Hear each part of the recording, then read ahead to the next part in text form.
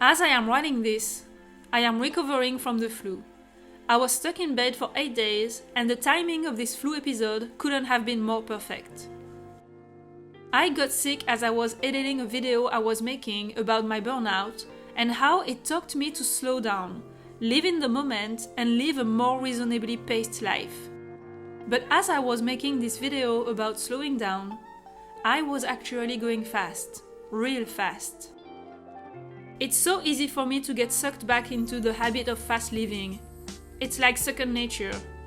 But if there is something I learned these past few years, it's that it is not sustainable for me. Or for anyone, probably. I started this year with a full-time job, writing a screenplay, and my YouTube channel being up and running.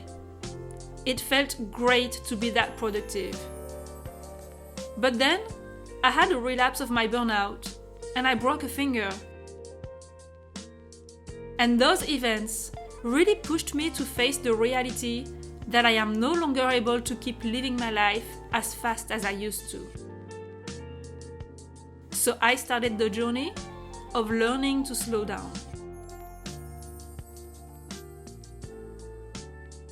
I started ceramics for many reasons. One of them is because I always wanted to do it. And also because since I broke my finger, I've been looking for manual activities to use my finger again and to, strengthen it. And ceramics felt really good at that moment when my finger was still pretty fragile and weak, but I still wanted to use it. And I wasn't ready to use it with a lot of strength, but making ceramics and cups and all of that was really helpful actually. And I don't know, this is so soft, by the way. This clay is like really soft. I'm just excited about this. I'm excited to try new things and to be creative in new ways. I have trouble living in gray areas. I have a all or nothing, black or white type of mentality. That means that I'm either super busy or lethargic. But this year, I've really had to stretch myself and learn to live differently. First, I had to start by learning to do nothing, which felt like the hardest thing to do. Well, not do. So I stopped writing, filming, editing, posting.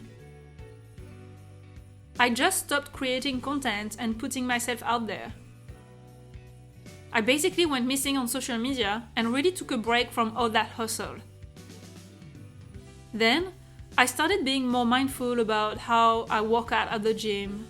I started cooking healthier meals that I took my time to prepare and eat. I meditated more often. I read books. I wrote a lot. And I spent a lot of time walking in the woods. But most importantly, it was about learning to bring the intention to do things at a slower pace.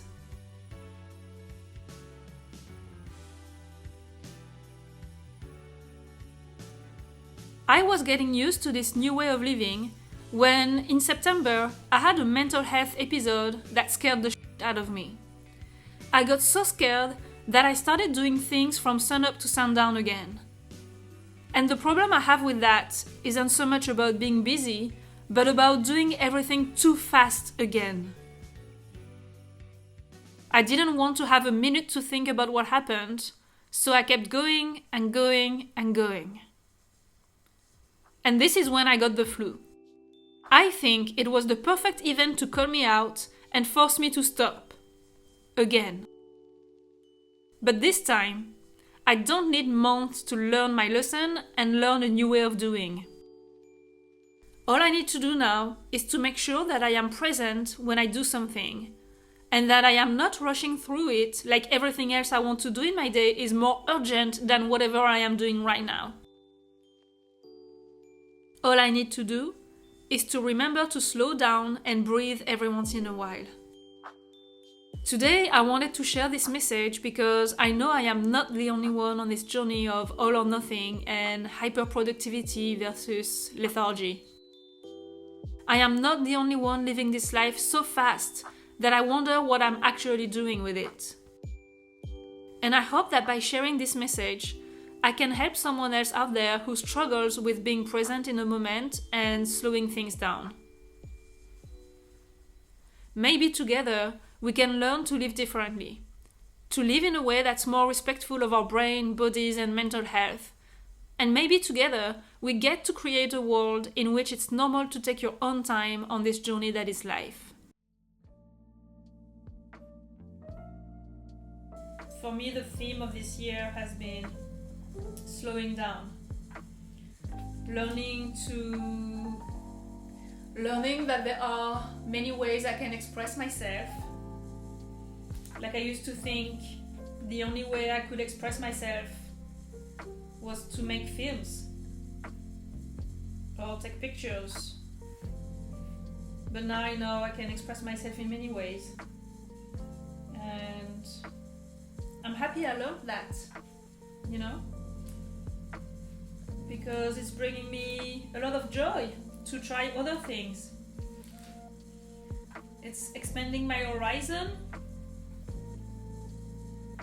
It's getting me to be more creative and to look for activities that bring me in the now, which is something very important to me right now.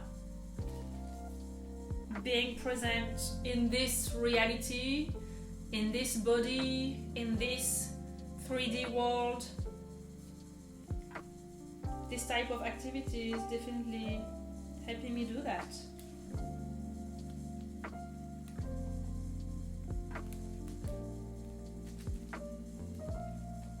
Okay, I think that's as much energy I can put into this before I get bored. And also before I ruin it. So I'm going to stop here. The candle fits, it holds up, it's going to dry, then I can paint it, and then I have a cute candle holder for the holiday.